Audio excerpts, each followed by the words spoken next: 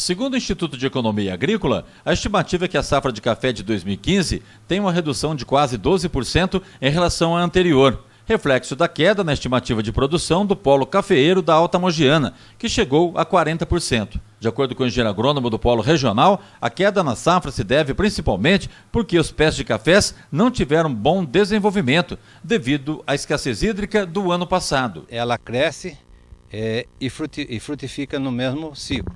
Então, o que ela cresce num ciclo, ela vai frutificar no próximo ciclo. Foi o que aconteceu. O seu crescimento foi afetado já pela seca de 2014, de janeiro e fevereiro. Então, os ramos são menores, cresceram menos internoses, onde que produz os frutos. Essa planta de café que desenvolveu menos, então ela tem menos área produtiva para desenvolver os frutos desse ano. Então, por si, ela já estava com produção abaixo do que era normal acontecer. Agora vem agravar essa situação que esse janeiro também de 2015 foi também tão seco que o ano passado e de temperaturas muito elevadas. Isso causa prejuízo à planta, que deixa de absorver os nutrientes porque não tem água, e também devido ao excesso de calor a fotossíntese é muito prejudicada. Então a máquina de produzir da planta, que é a fotossíntese, ela fica muito prejudicada por essa situação de pouca umidade e temperaturas muito elevadas. Ele mostra que os grãos de café precisam de água para continuar se desenvolvendo. Uma expansão à base de água, que já não foi tão como ocorre normalmente devido a um período seco de janeiro. Não foi tão elevado. Então o que acontece agora? O fruto já ficou menor, o invólucro dele, a casca. Agora internamente ele vai começar a acumular amido, os carboidratos, os sais minerais, à custa da absorção que as plantas têm dos nutrientes que estão no solo. Então o que acontece? Ele tem pouco volume, um volume menor que ele vai acumular esse ano, que é a casca. Então isso vai limitar o tamanho do fruto. Então certamente os frutos serão menores, as sementes serão de peneira mais baixa, além do que, se o tempo continuar assim agora, com essa chuva que está ocorrendo dentro de uma certa normalidade, existem condições ainda adequadas para uma pequena recuperação.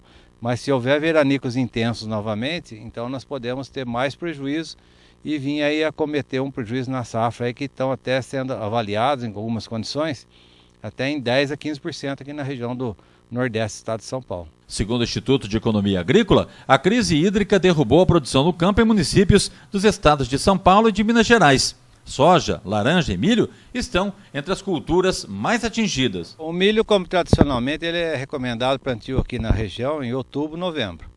Nós tivemos um outubro seco e um novembro até com uma certa disponibilidade de chuva. O agricultor, ele arriscou dentro dessa época fazer o seu plantio, acreditando que o tempo fosse bom e também porque ele estava no limite da temperatura já de dias melhores para o plantio. E foi feito esse plantio, só que infelizmente o florescimento ele mais uma vez coincidiu com janeiro, que foi seco e quente. Isso trouxe prejuízo às primeiras colheitas que nós estamos aí acompanhando, de milho silagem, e está havendo uma reclamação dos produtores com a baixa produtividade. E também, quem for colher para grão também está sujeito à mesma coisa, porque é diferença com a silagem, só que o grão vai perder água, mas ele já está pronto na planta. Então isso vai trazer prejuízo à produtividade do milho na nossa região, sem dúvida. A quebra na safra está deixando o consumidor assustado. Além de ter que pagar um preço elevado, o produto não apresenta boa qualidade, como é o caso do tomate. Nessa quitanda, o produto que mais aumentou foi a cebola. No ano passado, o quilo do produto estava cotado a 89 centavos.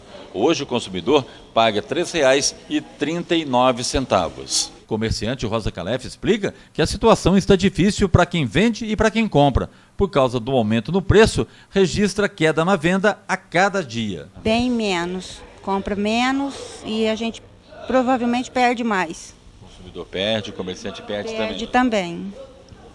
Todos perdemos. Ela diz que trabalha há mais de 15 anos no comércio de legumes, frutas e verduras e que nunca enfrentou tantas dificuldades como em 2015. Nunca passamos uma época tão difícil. Pouca chuva, pouca safra, né? Pouca mercadoria. Em tempos de preços elevados, Dona Vita Ferreira disse que leva para casa somente o necessário. Eu levo menos, né? Escolho os mais baratos. Dona Cleonice também reclama dos preços altos e diminuiu a quantidade de frutas e legumes que leva para casa. É diminuir, porque não tem como. Né? Eu ainda, minha família é pequena, e quem tem família grande, Eu tenho um netinho, ele tem que comer fruta. Então, até a fruta você tem que diminuir para as crianças. Levar para casa produtos de qualidade está se tornando coisa rara. E no campo, o produtor espera muita chuva para produzir alimentos que satisfaça as necessidades do consumidor. Sem dúvida, o agricultor fica dependendo da natureza, porque mesmo que ele use irrigação, assim mesmo a irrigação não é igual a uma chuva. Porque esses dias que veio essa precipitação aqui, a temperatura caiu bastante. Então, um clima mais ameno traz conforto para nós, seres humanos, para os animais e para as plantas também.